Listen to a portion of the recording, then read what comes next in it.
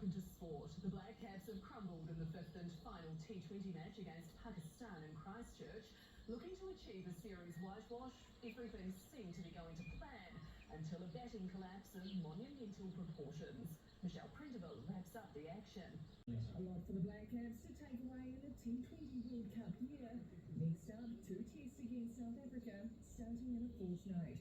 Michelle Prendeville, One News. Lydia Ko will take a two-shot lead into tomorrow's final round of the Tournament of Champions in Florida, looking to win her first LPGA title since late 2022. The Kiwi posting a 4 under 68